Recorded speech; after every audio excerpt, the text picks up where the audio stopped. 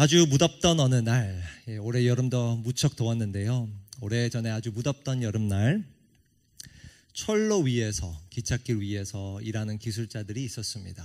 열심히 일을 하고 있는데 갑자기 기차가 저 멀리서 천천히 들어오기 시작해서 잠시 일을 멈추고 이제 길을 비켜줬습니다. 그냥 천천히 지나갈 줄 알았던 그 기차가 갑자기 멈추더니 누군가가 기차 안에서 손을 내밀며 아주 반갑게 인사를 했습니다. 알고 보니까 그 일하는 기술자 중에 한 명을 알았던 거예요. 그래서 그 두 사람은 반갑게 인사를 나누고 대화를 잠시 나눈 뒤에 다시 떠났어요, 기차가. 그런데 거기에 일하던 수많은 사람들이 아주 깜짝 놀랐습니다. 그 이유는 그 기차에서 손을 내밀고 반갑게 인사하던 사람이 그 철도 회사의 사장이었기 때문입니다. 그래서 주변 사람들이 너무 궁금해서 야, 너는 어떻게 도대체 그 사장을 아냐고, 어떤 관계냐고 물었습니다. 그랬더니 그가 이렇게 대답했습니다. 내가 사실 우리 회사 사장님과 입사 동기라고, 20여 년 전에 함께 입사한 사이라고 이렇게 이야기를 했어요. 근데 궁금하잖아요. 그래서 그 중에 한 사람이 또 주변에 한 사람이 농담 반 진담 반으로 야, 어떻게 같이 입사를 했는데 한 사람이 이렇게 무더운 날 일을 하고 있고 한 사람은 저렇게 사장이 됐냐 물어봤어요. 그랬더니 그가 이렇게 대답을 했습니다.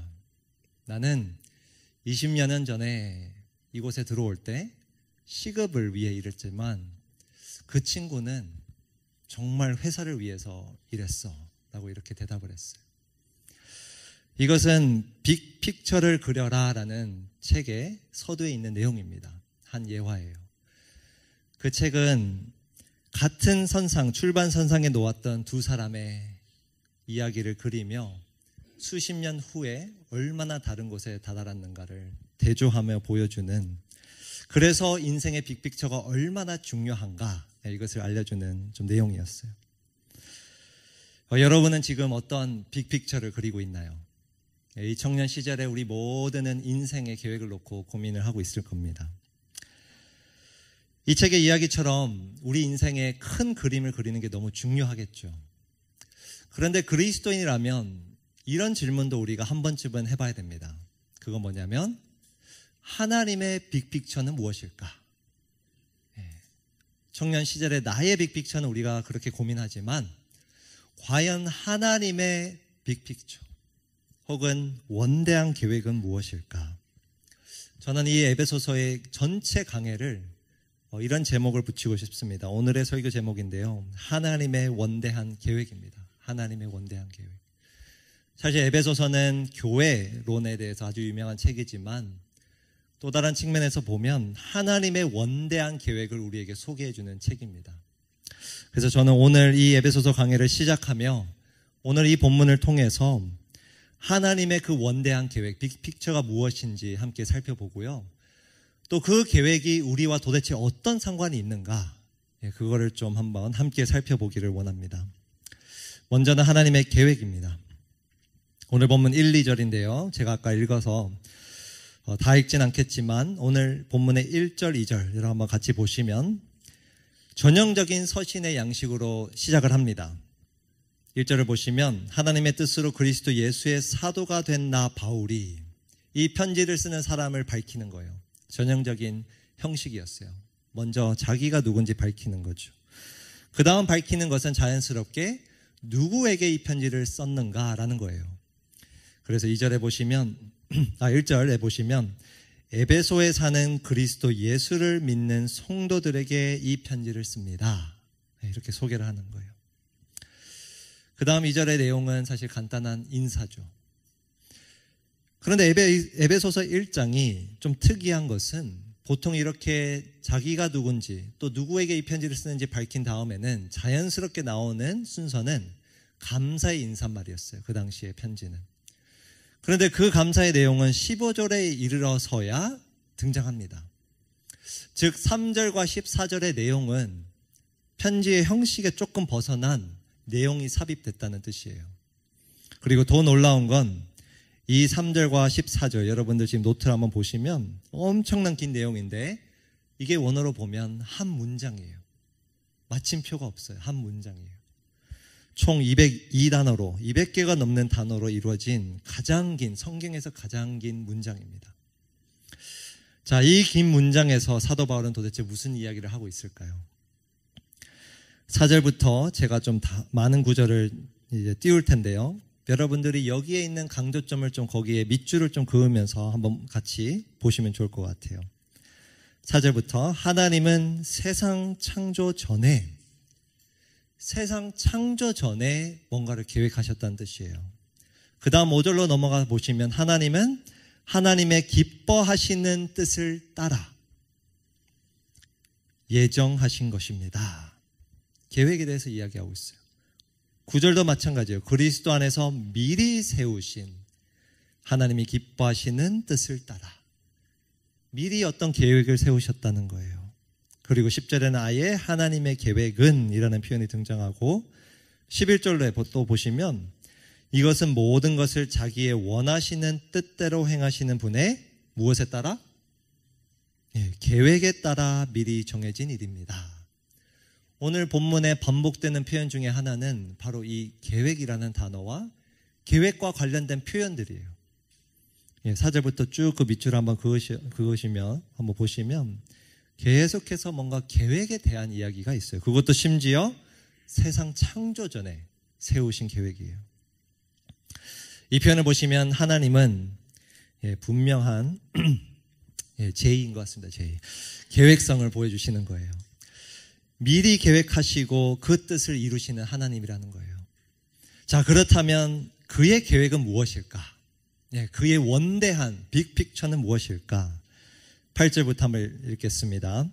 하나님은 우리에게 모든 지혜와 총명을 넘치게 주셔서 그리스도 안에서 미리 세우신 하나님이 기뻐하시는 뜻을 따라 하나님의 신비한 뜻을 우리에게 알려주셨습니다. 8절 9절 다시 한번 보십시오, 여러분. 하나님께서 우리에게 지혜, 총명 이것을 다 넘치게 주신 이유가 있는데요. 그 이유는 9절에 보니 하나님이 예수님 안에서 미리 세우신 그 뜻 혹은 계획을 따라 하나님의 신비한 뜻, 여러분 이 표현이 참 중요해요. 하나님의 계획은 신비하다는 거예요. 이 말은 뭐냐면 원어로 보면 미스터리라는 뜻이에요. 미스터리. 쉽게 말하면 비밀이라는 거예요. 우리가 알고 싶어도 알 수 없는 계획인데 하나님께서 우리에게 지혜와 총명을 주셔서 9절 끝에 보니 우리에게 어떻게 해주셨다고요? 우리에게 알려주셨다.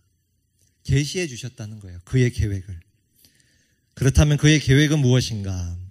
여러분 10절 옆에 별표를 꼭 쳐주시면 좋겠는데요. 우리 함께 10절 한 구절 읽겠습니다. 시작. 하나님의 계획은 때가 차면 하늘과 땅에 있는 모든 것을 그리스도 안에서 그분을 머리로 하여 통일시키는 것입니다. 이것이 하나님의 원대한 계획이라는 거예요. 이게 사실 어떻게 보면 에베소 전체의 중요한 구절이에요. 전체를 아우르는 구절이에요.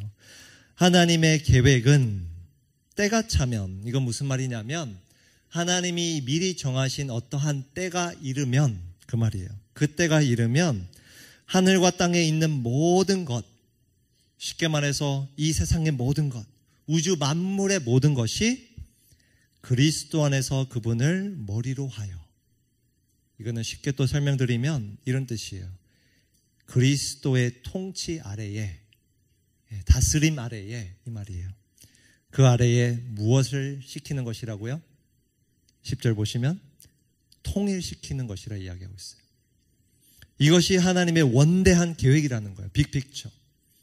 하나님의 궁극적인 계획은 무엇인가? 세상의 모든 것들이, 우주 모든 만물이 그리스도의 다스림 안에서 통일되는 거라고 이야기하는 거예요. 자, 그런데 통일된다는 이 표현은 뭔가? 쉽게 말하면 이겁니다. 이것을 좀 직역하면 이런 뜻이에요. 모든 것이 그리스도 안에서 모인다라는 뜻이에요. 모인다. 그리고 이걸 좀 더 풀이해서 해석을 하면요. 이 세상이, 지금 깨어진 이 세상이, 모든 존재가, 생명이 그리스도의 다스림을 받으며 다 질서정연하게 조화를 이루며 언젠가는 회복이 될 거다 말씀하시는 거예요. 이게 하나님의 큰 그림이에요. 원대한 계획. 그래서 1번 대지 한번 보시면 하나님의 원대한 계획은 한번 따라 읽겠습니다. 시작. 하나님의 원대한 계획은 모든 세상을 그리스도의 다스림 안에서 회복시키는 것이다. 이게 하나님의 빅픽처입니다. 훗날에 그리스도 안에서 모든 것이 다 그의 다스림 속에 회복이 되는 것을 계획하신다는 거예요. 지금은 언제 그랬냐는 듯이 우리가 지금 살고 있지만 사실 3년 전에 우리는 눈에 보이지도 않는 바이러스 하나가 전파되면서 완전히 새로운 삶에 적응해야만 했습니다. 그 여파는 지금도 있지만 사실 생각해 보시면 그 지난 3년은 어마어마한 정말 변화였어요. 그래서 지금도 여전히 우리는 또 다른 팬데믹이 찾아오는 건 아닌지 두려움 속에 살고 있고요. 수많은 생명을 앗아가는 자연재해가 정말 매일매일 들리기 시작합니다. 전쟁은 끊이질 않고 여러분 우리가 사는 이 세상은 정말 말 그대로 불완전하고 깨어진 세상이에요. 깨어진 세상. 그런데 오늘 놀라운 말씀을 하시는 거예요. 하나님의 큰 계획, 원대한 계획은 무엇인가? 이 세상이 우리가 살고 있는 이 세상과 온 우주 만물이 언젠가는 그리스도의 다스림 안에서 다 모여서 회복될 것이라는 말씀이에요. 지금 우리가 살고 있는 세상을 보면은 상상하기 힘든 세상이지만 이게 하나님의 큰 계획이라는 거예요. 자, 그런데 이 하나님의 큰 원대한 계획이 도대체 저와 여러분과 어떤 상관이 있을까요? 왜 이것을 우리에게 알려주고 계실까? 라는 질문이에요. 미션을 하나 드릴 텐데요. 우리 큐티 연습을 위해서 혹시 안 하신 분들을 위해서 짧게 1분만 드릴 테니까 우리라는 단어를 다 동그라미 한번 쳐보십시오. 오늘의 본문에서 3절부터 14절까지 우리라는 단어가 나오면 다 동그라미 표시를 한번 해보십시오. 과연 몇 번이나 등장하는가? 잠깐 시간을 드리겠습니다.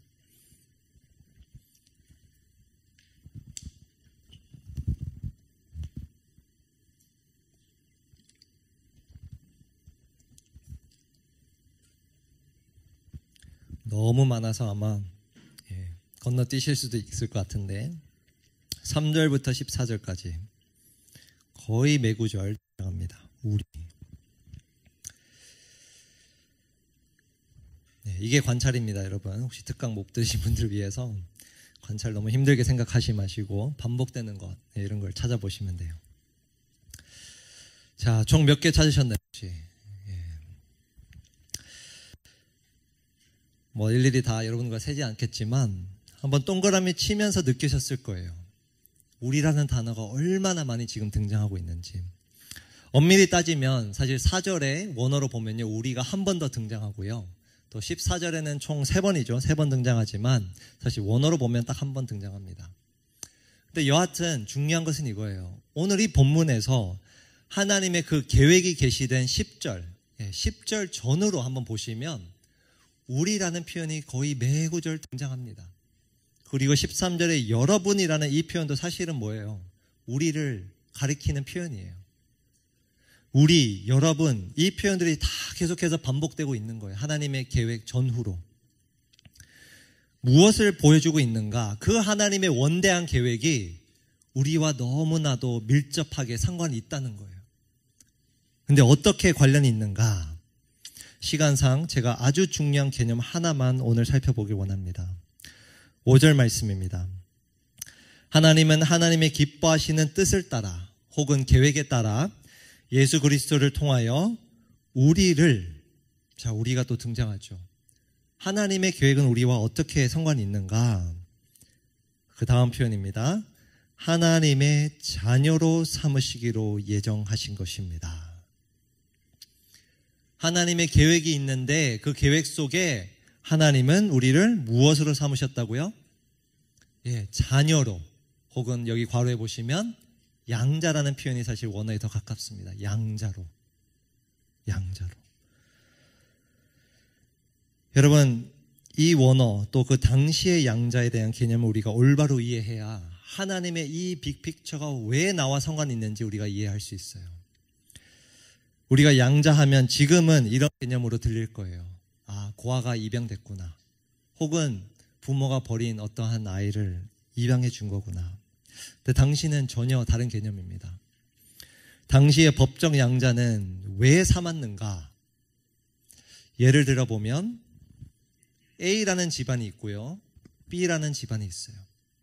그런데 이 B라는 집안에 아이가 없는 거예요. 아들이 없는 거예요. 그래서 당시의 로마 시대에는 법적으로 어떻게 했는가? 성인 이제 18살 정도의 나이가 되면 그때가 돼서야 양자로 삼았어요. 성인이 돼서야. 그래서 B라는 집안에 아들이 없으면 A라는 집안의 아들 중에 한 명을 골라서 양자로 삼는 거예요. 왜 삼았는가? 생각해 보세요, 여러분. 멀쩡히 부모가 있고 가정이 있는 아이예요. 근데 왜 양자로 삼았는가? 그 아이가 불쌍해서가 아니라 이 집안을 이어가기 위한 상속자로 삼기 위해서 양자로 삼았어요. 그 당시에 양자의 개념이 그랬어요. 불쌍해서 입양하는 게 아니라 내 집안을 이어갈 그 다음 상속자, 후계를 위해서 양자로 삼은 거예요. 근데 더 놀라운 건 무엇인가? 그 당시에는 이런 풍습이 있었어요. 아들이 없어서도 양자로 삼았지만 멀쩡하게 아들이 있는데도 아버지가 보았을 때, 부모님이 보았을 때 내 아들은 우리 집안의 상속자로 설 수 있는 자격이 없다 판단이 되면, 얘는 너무 부족해 판단이 되면요, 멀쩡히 아들이 살아있음에도 또 다른 집안의 아들을 양자로 삼아 상속자로 세우는 경우도 있었어요. 그런 개념이에요. 여러분, 놀라운 말씀인 거예요. 하나님께서 저와 여러분을 양자로 삼았다는 말은, 그래서 바울은 11절에 이렇게 또 표현해요. 하나님은 그리스도 안에서 우리를 무엇으로 삼으셨습니다? 상속자로 삼으셨습니다. 사실 같은 말이에요. 아까 5절의 양자와 자녀와 상속자는 같은 개념인 거예요. 하나님의 그의 큰 원대한 계획 가운데 우리를 양자로 삼았다는 말은 저와 여러분들을 그때 당시의 풍습처럼 상속자로 삼았다는 말이에요. 이 편지를 받은 에베소 성도들은 이것을 분명하게 이해했어요. 명확하게 이해했어요. 왜냐하면 그 당시의 풍습도 그랬지만 이 당시의 로마 황제가 이 양자를 거쳐서 황제가 되었기 때문이에요. 그들은 이게 무슨 말인지 정확히 알아들었습니다. 하나님의 원대한 계획이 있는데 그 계획이 나와 전혀 상관이 없는 것이 아니라 그 계획 가운데 저와 여러분들을 양자로, 상속자로 삼았다는 뜻이에요. 그런데 더 놀라운 말씀이 오늘 본문에 있어요. 왜 우리를 양자 또 상속자로 삼으셨는가? 하나님은 자신에게 상속자가 없어서 자신이 필요해서 우리를 양자로 삼으신 게 아니에요. 4절 보세요. 하나님은 세상 창조 전에 그리스도 안에서 우리를 택하시고 어떻게 해주셔서? 사랑해 주셔서 우리를 양자로 삼으셨다는 거예요. 자기가 부족해서, 상속자가 없어서가 아니라. 또 6절 7절을 보십시오. 그래서 하나님이 하나님의 사랑하시는 아들 안에서 우리에게 거저 주신 하나님의 영광스러운 무엇을 찬미하게 하셨다? 은혜. 거저 주신 은혜. 7절에 그 은혜가 또 등장합니다.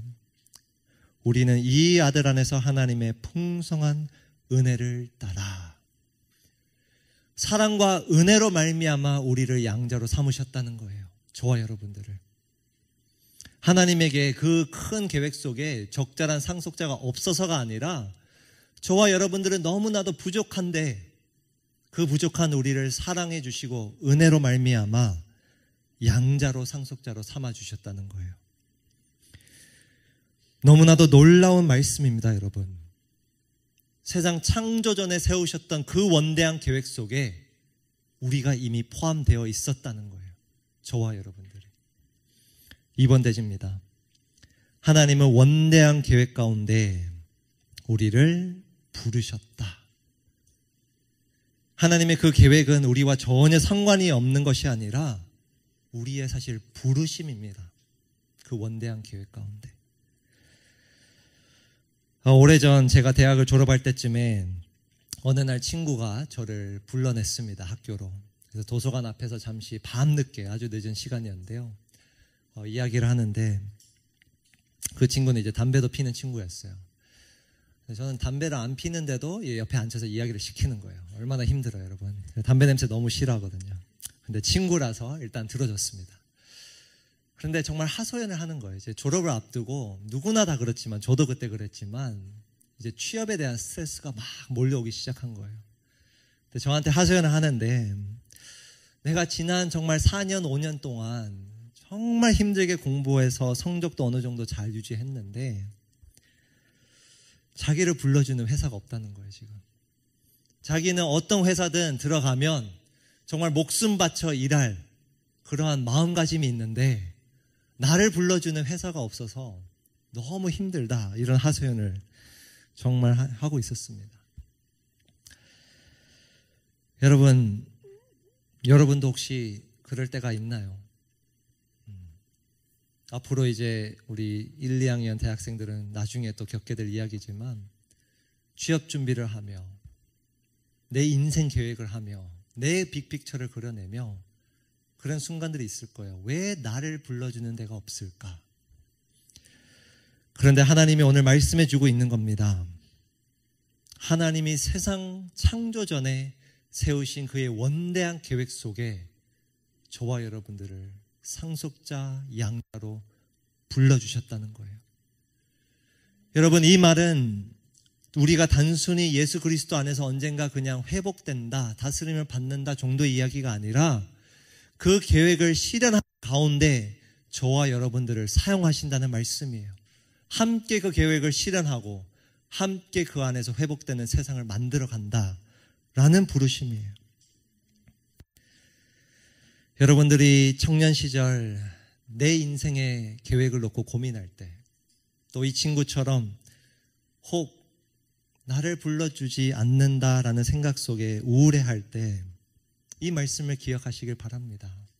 하나님은 저와 여러분들을 이미 불러주셨어요. 우리 옆 사람에게 한번 인사할까요? 예, 대단한 상속자네요 라고 하면 이렇게 인사할까요? 예. 대단한 상속자입니다.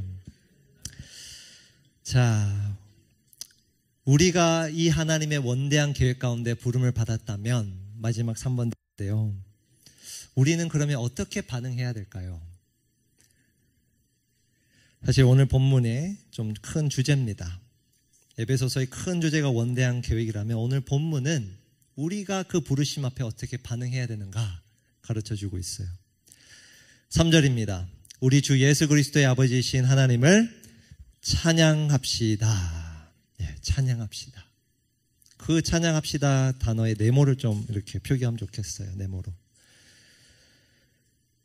어순이 번역되면서 바뀌었지만요. 원어로 보면요. 이 3절의 첫 단어, 그러니까 3절에서 14절의 긴 문장의 첫 단어가 바로 찬양합시다라는 단어예요. 헬라어로 보면 이 단어로 시작해요. 찬양합시다. 이렇게 시작해요. 그리고 다른 단어지만 비슷한 뜻의 단어가 오늘 본문에 또 계속 반복됩니다. 자, 이 단어에도 여러분들이 네모 표시를 하면 좋겠는데요. 6절입니다. 그래서 하나님이 하나님의 사랑하시는 아들 안에서 우리에게 거저주신 하나님의 영광스러운 은혜를 찬미하게 하셨습니다. 12절 보십시오. 찬미하는 사람이 되게 하시려는 것이었습니다. 14절. 우리로 하여금 하나님의 영광을 찬미하게 하십니다. 여러분, 이것이 우리의 마땅한 반응이라는 거예요. 하나님의 원대한 계획을 하나님은 우리에게 알려주셨고 계시해 주셨고 그 계획 가운데 우리를 부르셨다는 사실을 안 사람의 마땅한 반응은 무엇인가? 바로 하나님을 찬양하는 겁니다. 찬미하는 거예요. 이게 3번 대지입니다. 원대한 계획 가운데 우리를 부르신 하나님을 찬양하라. 찬양하라. 이게 오늘 본문의 마지막 메시지예요. 많은 학자들이, 신학자들이 아까 소개해드린 것처럼 3절에서 14절은 마침표 없이 그냥 정말 긴, 말도 안 되는 긴 문장이에요. 근데 많은 신학자들이 왜라는 질문을 던져봤어요. 왜 사도 바울이 한 문장으로 이토록 길게, 그것도 편지의 전형적인 서식에 벗어나서 이 긴 내용을 넣었을까? 어떤 이들은 사도 바울이 이때 상태가 안 좋았다. 감옥에 있었기 때문에 좀 문법도 글도 이제는 점점 감이 떨어졌다, 이렇게 해석하기도 해요. 그런데 사도 바울의 글을 보면요, 수많은 성경 책들, 서신을 썼는데 그의 글은 사실 놀라운 솜씨예요. 절대 글에서 감이 떨어져서 이런 실수를 할 사람은 아니라는 거예요. 그렇다면 왜 긴 문장을 마침표도 안 찍고 적었을까? 저는 이 추정이 맞다고 합니다. 어떤 추정이냐면, 사도 바울이 이 편지를 써내려 가는데 자신이 너무나도 이 원대한 계획을 알려주면서 그 성도들에게, 또 그 성도들이 또 자신이 이 원대한 계획 가운데 부름을 받았다라는 이 사실 앞에 너무나도 마음이 감격스러워서 주체할 수 없어서 마침표를 찍지 못하고 쭉 내려 썼다라는 추정이에요. 저는 그게 맞다고 봐요. 왜 200단어나 넘는 한 문장을 썼을까? 멈출 수가 없었던 거예요. 그의 찬양을 멈출 수가 없었던 거예요. 하나님을 향한 찬양을. 이 감격 때문에. 감옥에 있는 나를, 부족한 나를, 그 에베소 성도들을 하나님의 원대한 계획 가운데 부르시고 사용하신다는 그 사실 앞에 사도 바울은 찬양을 주체할 수 없어서 오늘의 본문을 쓴 겁니다. 질문 드립니다, 여러분. 여러분은 언제 마지막으로 하나님을 이렇게 찬양해 보셨나요? 주체할 수 없어서 감격의 그 가운데 사도 바울처럼 멈추지 못할 정도의 찬양을 언제 마지막으로 드려봤나요? 우리가 하나님을 찬양하는 여러 이유가 있습니다. 내 인생 가운데 너무나 일이 잘 풀릴 때, 또 뭔가가 정말 뜻하지 않은 감사의 제목이 생길 때, 또 인생의 어려움을 해결해 주실 때, 당연히 그때에도 우리는 하나님을 찬양합니다. 그런데 만약 우리가 하나님을 향한 찬양이 오로지 내 상황과 내 삶의 조건에 매달려 있다면 하나님을 향한 찬양은 멈출 수밖에 없습니다. 오래가지 못해요. 그런데 반대로 내 상황이 어떨지라도, 내 삶 가운데 비와 바람과 수많은 역경이 찾아올지라도 여전히 우리가 하나님을 찬양할 수 있는 이유는 하나님이 우리를 이 원대한 계획 가운데 부르셨다는 사실이 변하지 않기 때문입니다. 이번 에베소서 강해를 하며 여러분들 마음 가운데 하나님을 찬양하는 그 마음이 회복되기를 소원합니다.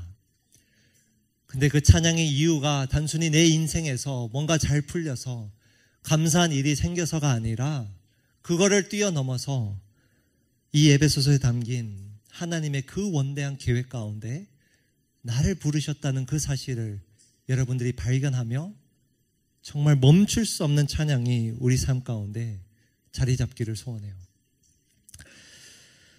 앞으로 이제 한 주 한 주 우리가 에베소서 본문을 보며 이 원대한 계획이 구체적으로 무엇인지, 또 우리가 이 원대한 계획을 실현해 나가기 위해서 무엇을 해야 되는가 살펴볼 겁니다. 그런데 거기에 앞서 우리가 오늘 이 본문 앞에서는 딱 하나를 했으면 좋겠어요. 그건 뭐냐면 하나님을 찬양하는 거예요. 그 찬양하는 마음이 회복되는 겁니다. 우리의 삶 가운데서도 정말 이 사도 바울처럼 멈추지 못할 정도의 그러한 찬양이 하나님께서 나를 그의 원대한 계획 가운데 부르셨기 때문에 일어나는 그 놀라운 일이 우리 삶 가운데 회복되기를 주님의 이름으로 축복합니다. 함께 기도합시다. 이 시간 좀 조용히 눈을 감고요. 기도할 때 오늘 이 말씀 앞에서 나는 지금까지 어디에 좀 집중했는가를 좀 돌아보면 좋겠어요. 여러분들은 어쩌면 청년 시절에 내 계획을 세우느라 거기에 몰두하느라 하나님의 계획은 무엇인지 전혀 생각지 못하고 살아가는 날들도 있었을 겁니다. 아니 지금 그러할 수도 있어요. 근데 오늘 말씀 앞에서 우리가 하나님의 원대한 계획은 무엇일까? 또 나를 향한 계획은 무엇일까? 우리가 거기에 대해서 좀 집중하며 기도하면 좋겠습니다. 오늘은 하나님께서 이렇게 말씀해 주시는 거예요. 너무나 부족한 우리를, 취업도 힘들고 공부도 힘들고 입학도 힘든 이 상황 가운데 있는 우리를 하나님은 그의 원대한 계획 가운데 이미 부르셨다 말씀하십니다. 그리고 함께 그 원대한 계획을 이루고자 사용하고 함께 동력하길 원하신다 말씀하시는 겁니다. 여러분, 이 사실 앞에 우리가 정말 찬양으로 반응하길 원합니다. 혹 여러분들 삶 가운데 찬양이 무너졌다면, 예배가 무너졌다면 오늘 이 말씀으로 돌아가 하나님을 나를 어떻게 부르셨는지 한번 우리가 들여다보며 묵상하며 사도 바울과 같은 찬양이 우리 가운데 회복되길 원합니다. 우리 그러한 기도 제목으로 함께 이 말씀을 붙들고 기도하겠습니다. 하나님 아버지, 이 예배소서의 말씀을 시작하며 우리에게 하나님의 원대한 계획을 계시해 주시고 알려주심에 감사합니다. 정말 우리의 지혜와 우리의 지식으로는 도저히 알 수 없는 그 계획을 먼저 은혜와 사랑 가운데 알려주셨고, 또 더 나아가서 그 사랑과 은혜로 말미암아 우리를 그 가운데 불러주시고 함께 그 계획을 이루어나가고자 하는 그 마음을 우리가 알길 원합니다. 이 청년 시절에 내 계획만 생각하지 아니하고 하나님께서 나를 통해 무엇을 하시고자 하는가, 거기에 우리가 초점을 맞추며 우리의 인생 준비를 하기를 원합니다. 또 아버지, 오늘의 말씀처럼 우리가 그 계획을 발견했을 때, 그 계획 가운데 내 이름이 새겨져 있음을 발견했을 때 정말 찬양으로 우리가 하나님 앞에 반응하기를 소원합니다. 아버지, 무너진 우리의 찬양과 무너진 우리의 예배를 이 사실로 회복시켜 주시옵소서. 내 상황이 어떠하든 간에 정말 하나님께서 나를 이 원대한 계획 가운데 부르셨음을 아버지 깨닫고, 아버지 하나님께 멈출 수 없는 그 찬양을 올려드리는 우리 모든 청년들 될 수 있도록 주님 축복하여 주시옵소서. 이 말씀의 능력을 그렇게 경험하게 주님 도와주시기를 간절히 소망합니다. 아버지께서 함께하여 주시옵소서. 하나님 아버지, 오늘 에베소서 말씀을 보며 우리가 얼마나 놀라운 양자요 상속자인가를 발견합니다. 지금까지 우리의 삶을 놓고 고민하며 우리의 앞길이 막혀있는 그 현실 속에서 우리가 낙담했다면 오늘 이 말씀을 통해 우리가 얼마나 놀라운 존재인가를 다시 한번 깨닫게 하여 주시옵소서. 하나님의 그 원대한 계획 가운데 단 한 사람도 빠짐없이 하나님께서 부르시고 사용하시는 줄 믿습니다. 이 청년의 때에 특별히 정말 하나님의 원대한 계획에 대해 고민하며 그 계획을 어떻게 실현해 나갈까라는 고민 속에서 우리가 살아갈 수 있도록 인도하여 주시옵소서. 그리고 이 사실 앞에 우리의 찬양과 예배가 회복되기를 소망합니다. 나의 상황이 어떠하든 간에 정말 하나님께서 나를 부르셨고 나를 사용하신다는 그 사실 하나만으로도 우리가 사도 바울처럼 끊임없이 멈출 수 없는 정말 찬양을 올려드리는 예배자가 되게 하여 주시옵소서. 한 주간 우리에게 찬양과 우리에게 회복을 허락해 주실 것을 믿사오며 모든 말씀 주 예수 그리스도의 이름으로 기도드립니다.